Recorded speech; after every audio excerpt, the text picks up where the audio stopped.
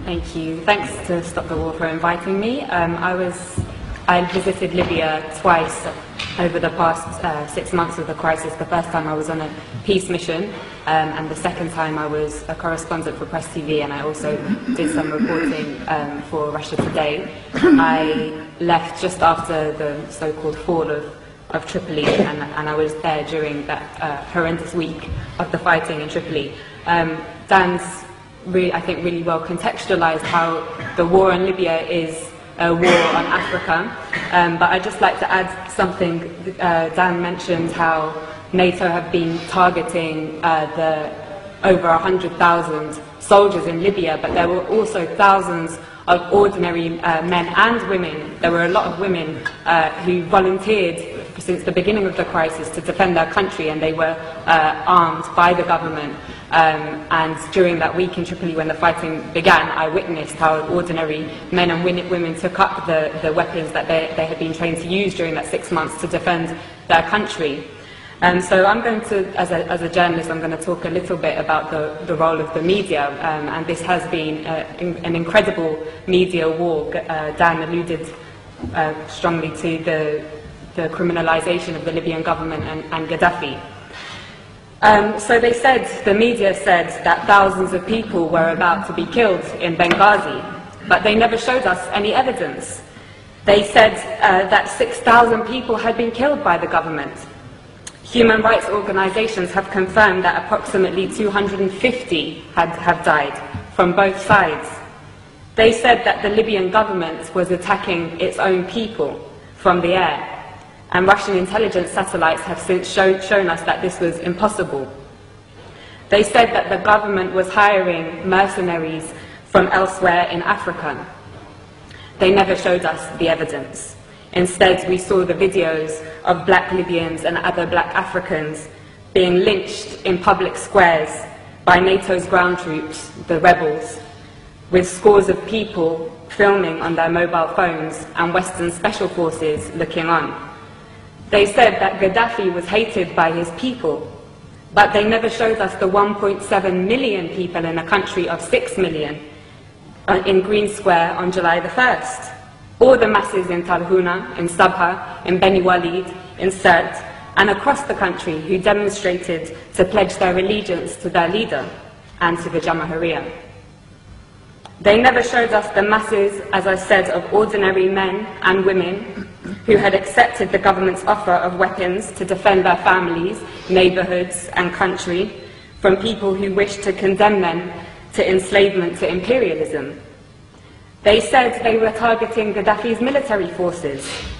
They ignored the 33 children, 32 women, and 20 men who I saw buried in the small and traditional port town of Majer in Zlitan in early August.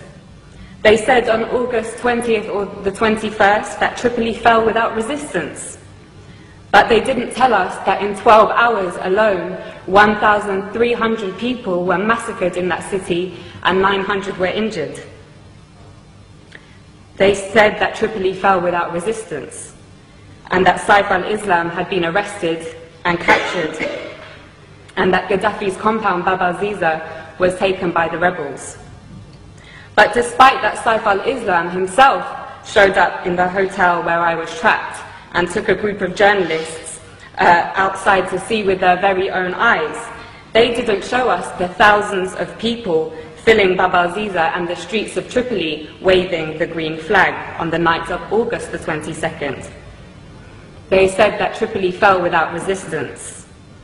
But they didn't show us that in the 24 hours after those journalists from all the West's major networks had seen that site, that Bab al-Ziza alone was pounded 63 times with NATO bombs. They didn't show us how all the gatherings of the people to defend their capital from those who wished to send them back to the times of colonial puppet King Idris were attacked with missiles and Apache gunships.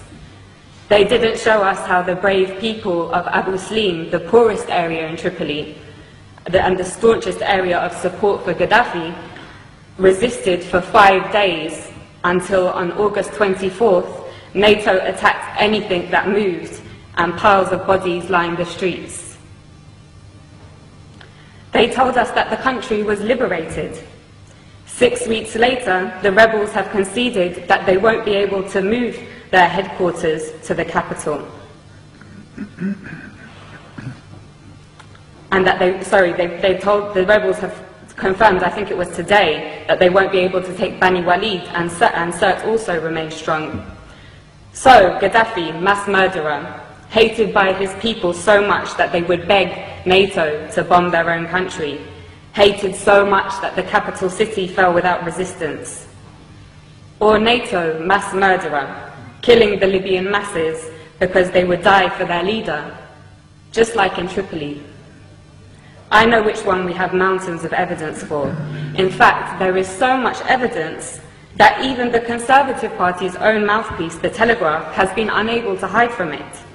Amongst their numerous reports showing that the rebels lack the popular support that Gaddafi enjoys, one article published this week reported what I heard throughout my stay in Tripoli.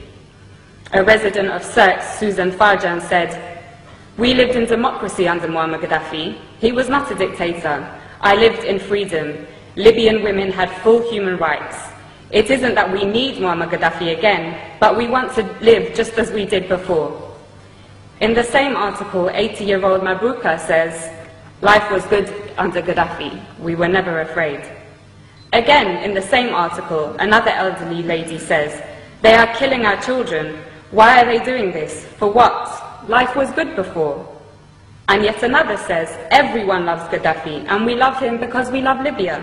Now the rebels have taken over, we might have to accept that, but Muammar will always be in our hearts." The spectacular U-turn of Al Jazeera, from being a somewhat critical voice of imperialism's wars of aggression in Iraq